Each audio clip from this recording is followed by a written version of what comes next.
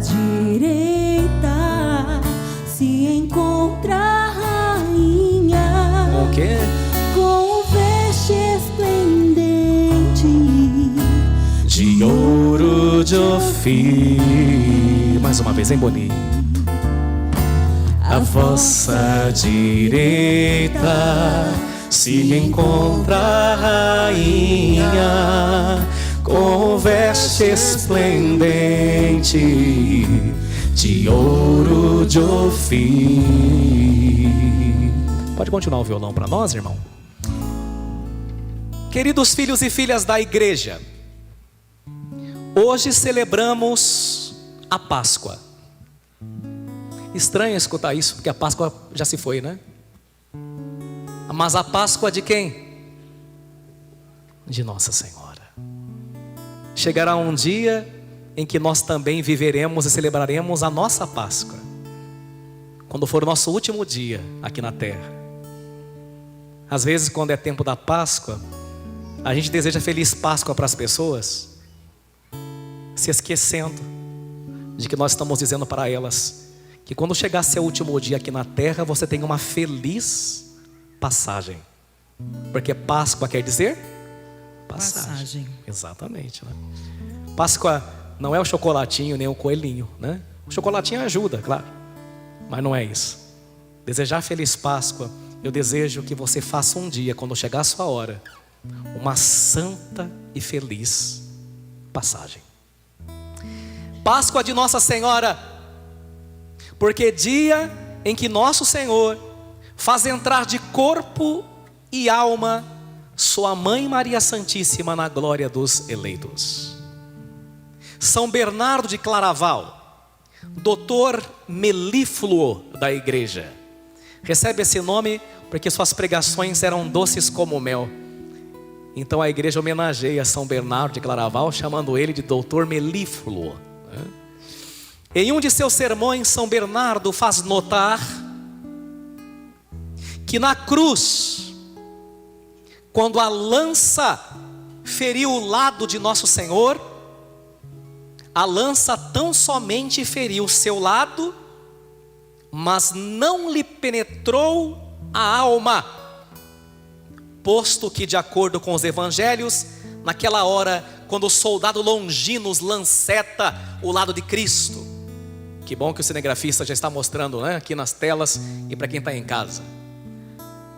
Quando Longinos, quem não sabe o nome dele, lanceta o lado de Cristo e faz essa chaga, esse buraco em seu lado, ele penetra o lado, mas não penetra a alma, porque os evangelhos dizem que naquela hora o Senhor já havia morrido. Sua alma, portanto, já não estava mais lá, pois o Senhor havia entregado o seu espírito. Mas se a lança não pôde atravessar a alma de Nosso Senhor, a alma de Nossa Senhora, por sua vez, que contemplava a paixão de seu divino Filho, foi atravessada de uma dor lancinante, para que se cumprisse a profecia que fora feita pelo profeta Simeão lá no templo, quando seu divino Filho ainda era apenas um bebê. Quando Simeão olhou para ela, e agora podemos colocar, cinegrafista, a imagem de Nossa Senhora. Simeão olhou para ela com o menino bebê nos braços e fez uma profecia difícil. Vamos falar juntos? Olhando para Maria, comigo. Quanto a ti, uma espada de dor te traspassará a alma. Você entendeu? O lado de Cristo foi transpassado, mas não sua alma, porque o Senhor já havia entregado o seu. Mas a alma de alguém foi transpassada naquele momento. A alma de quem? De Nossa Senhora. O grande artista, poeta, arquiteto e escultor Michelangelo Buonarroti eternizou essa cena de Maria Santíssima recebendo em seu colo o corpo morto e portanto inerme de seu Filho e seu Senhor, em sua célebre obra Pietà esculpida em uma só pedra de mármore no ano de 1499 com excelsa maestria. Vamos colocar para quem está em casa a imagem da Pietà. Essa imagem, para quem não sabe, esculpida em 1499 por Michelangelo. Ela está hoje no Vaticano, em uma das entradas principais do Vaticano, protegida numa redoma de vidro blindado, porque um lunático veio com uma marreta e quebrou o rosto de Nossa Senhora, que teve que ser refeito, né? Esse é um dos patrimônios da humanidade. E ela tem seu filho morto no braço, expresso e eternizado nessa pedra de mármore. Fala-se que o artista Michelangelo era muito exigente com as suas obras e que as opiniões alheias não impressionavam muito. Porém, quando se tratou da Pietà, obra que ele concluíra entre 23 e 24 anos de idade apenas, ele a assinou, tornando assim a Pietà a única obra por Michelangelo assinada. Todas as outras não têm sua assinatura. Vamos colocar a imagem? Se você olhar com atenção, né, eu dei um zoom aqui, você vai perceber que a tiracolo, na roupa de Nossa Senhora, está escrito, ele escreveu em latim: Michelangelo Buonarroti Fiorentino Facebati. Michelangelo Buonarroti, o florentino ou fiorentino, foi quem fez. Única obra por ele assinada e entrou para a história. Mas há alguns pormenores nessa obra que não só podem, como devem lançar luzes sobre essa solenidade augusta que estamos tendo a alegria de celebrar. Primeiro, reparemos que o rosto da Virgem é de uma menina. Olhe bem, uma donzela que não poderia racional e logicamente ser a mãe de um homem de 33 anos de idade. Passemos para mais um. Olha só que rostinho de menininha. Isso foi intencional. Numa das poucas entrevistas que Michelangelo deu, quando foi perguntado sobre o porquê de ele ter retratado a Virgem Santíssima tão menina com um homem de 33, filho dela, no colo, olha a resposta: ela tem o rosto de uma menina bem jovem, porque uma mulher que viveu a castidade e a pureza não poderia envelhecer como as demais. E ele vai dizer: é a virgindade e a pureza que mantém as mulheres jovens e bonitas. Queridas donzelas presentes nessa missa, sobretudo de 13, 14, 15, 16 anos de idade, queridas namoradas, o que mantém vocês belas e jovens não é a maquiagem, não é a progressiva, ajuda, é bom. Não são os cosméticos, é a pureza, é a ausência de malícia. E se possível, conservem a castidade e a virgindade. E se já perdeu sua castidade e virgindade, peça que o Senhor restitua. Porque a pureza, a ausência de malícia, que faz um homem e uma mulher serem jovens, não importando a idade. O que envelhece uma pessoa, meu filho e minha filha, é a malícia, aquele olhar de velhaco. Não consegue olhar para uma pessoa sem pensar bobagem, porque seu coração foi pervertido. Você pode fazer até plástica, mas a juventude não lhe será conservada, porque a malícia lhe roubou o coração. Quer ficar jovem? Seja casto, seja puro. Namorados de plantão, segura o reggae, espera o casamento, e você verá como que a alegria da pureza de uma criança vai abençoar o teu namoro e o teu relacionamento. Quer ter um namoro cheio de tempestade? Viva na cama. Viva na cama, ao invés de viver na igreja, nos átrios do Senhor. Você vai ter prazer, mas você não vai ter alegria. Porque o prazer mora no corpo, ao passo que a alegria mora na alma. Reparemos mais um detalhe. O rosto plácido, sereno, tanto do filho quanto da mãe, após uma cena tão sangrenta e tão trágica, como foi o episódio da cruz, anunciam de antemão, sem nada dizer, com a expressão da face, a ressurreição. Olhemos, o filho está morto no braço, mas olha o semblante. A mãe carrega o corpo inerme de seu filho aos 33 de idade, mas olhem o semblante. Passemos para a próxima. Passemos mais uma. Quanta paz. Guarde isso, meu filho e minha filha. Quanta paz depois de tanta tragédia. Como se estivessem a dizer: no momento vocês não estão entendendo nada, mas calma, porque tudo vai ficar bem. Deus não perdeu, nem perde o controle da situação, ainda que cenas sangrentas tenham de ser contempladas de maneira aterrorizante nesta terra. Deus está dizendo: tudo vai ficar bem.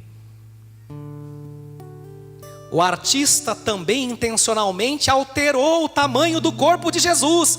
Pouca gente percebe isso. Olha lá, ele fez num sentido, a arte que chama-se arte piramidal, de proporção piramidal. Ele alterou de propósito o corpo do homem de 33 anos, deixando-o semelhante ao corpo de um bebê, de maneira intencional.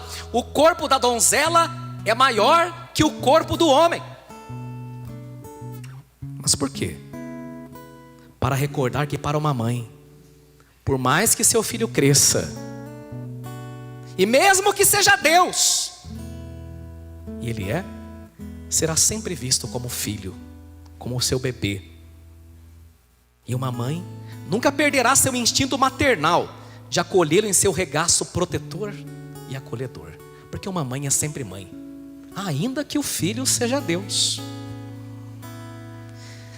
Obrigado pelas imagens. Mas por que digo tudo isso na festa de hoje, meu filho e minha filha? Porque Maria Santíssima, embora isenta de pecado, precisou percorrer um caminho de fé como nós. E um caminho de fé, meu filho e minha filha, caso ninguém tenha te explicado, é um caminho por vezes, na maioria das vezes, obscuro, penoso e cansativo. Como nos diz o autor da carta aos Hebreus no capítulo 11, ora, a fé é o firme fundamento das coisas que se esperam e a prova das coisas que não se veem. Caminhamos pela fé, não pela vista. Nós caminhamos na penumbra da fé. Se você tiver garantia, se você tiver certeza de tudo, se você ver, você não precisa ter fé. Também Nossa Senhora não entendeu tudo rapidamente. Exemplo, pediu com reverência explicações ao arcanjo Gabriel, já que não conhecia homem algum. Ela perguntou, não por falta de fé: como se dará isso se eu não conheço homem algum? Por vezes, como quando perdeu de vista na caravana seu filho adolescente, lembra? Ela não entendia as escolhas que Jesus fazia, embora sempre as respeitasse.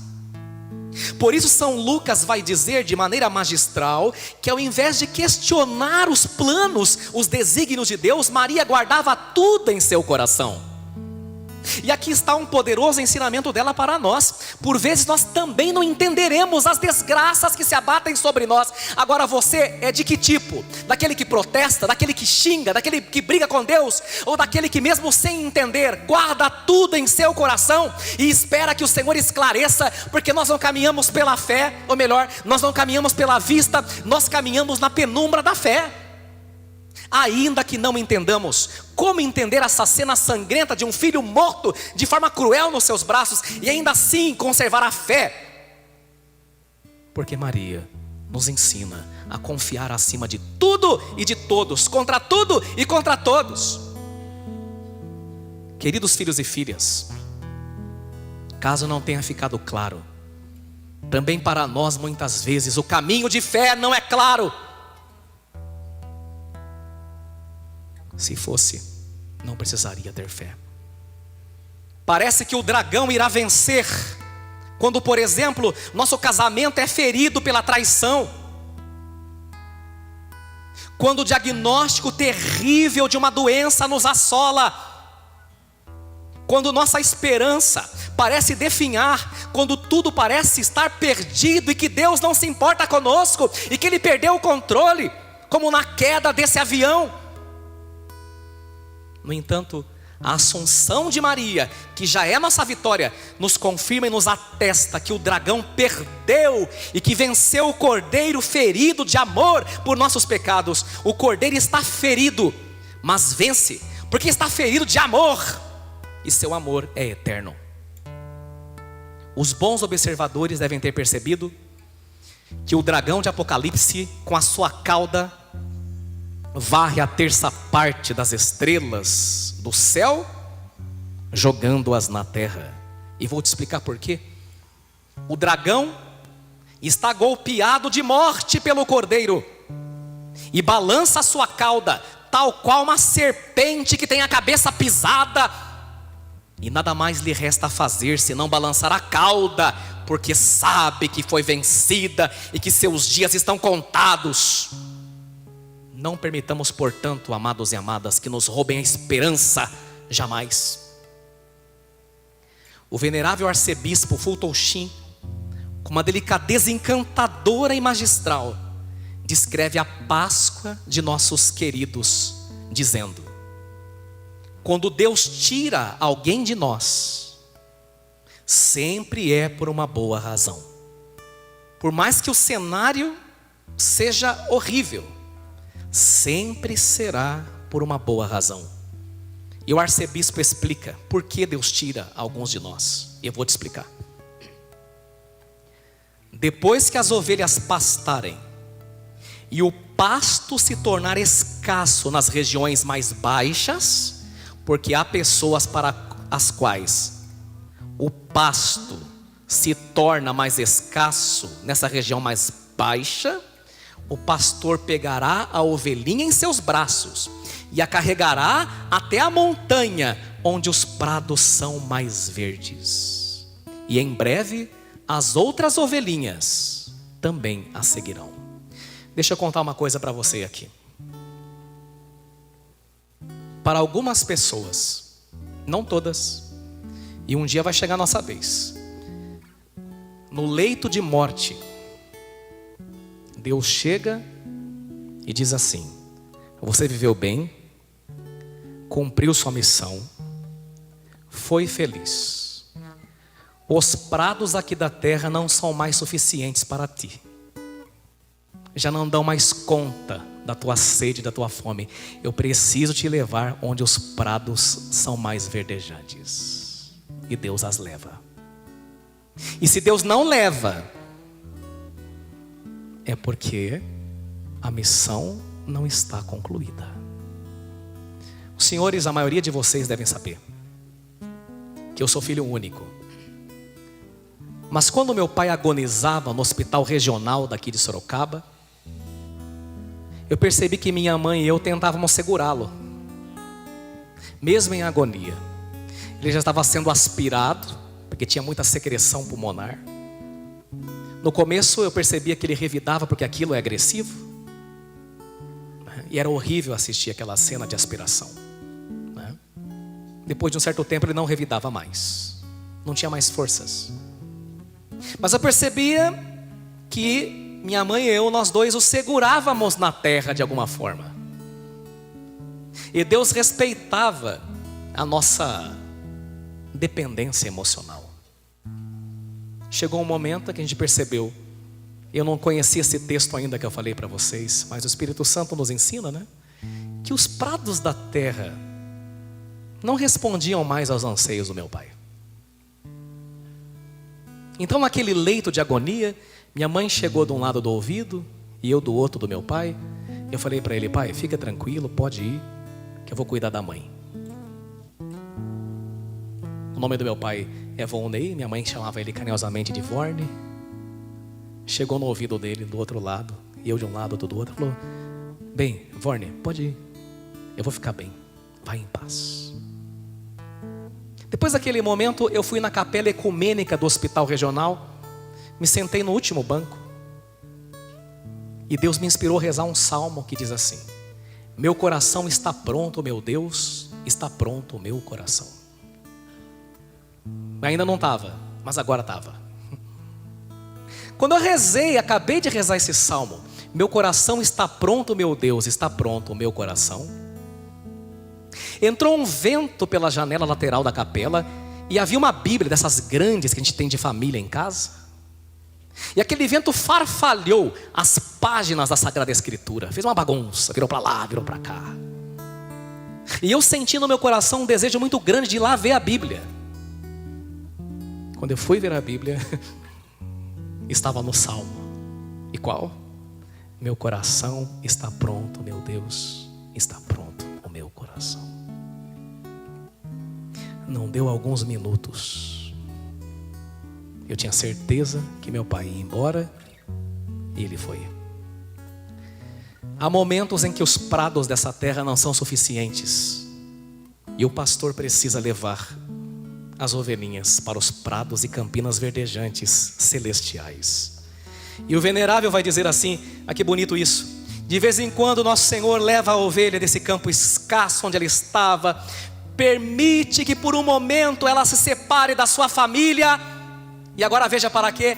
Para que o restante da família, ou seja, os que ficaram, possam manter os olhos em seu verdadeiro lar, que são os prados verdes celestiais, e assim possam seguir em frente.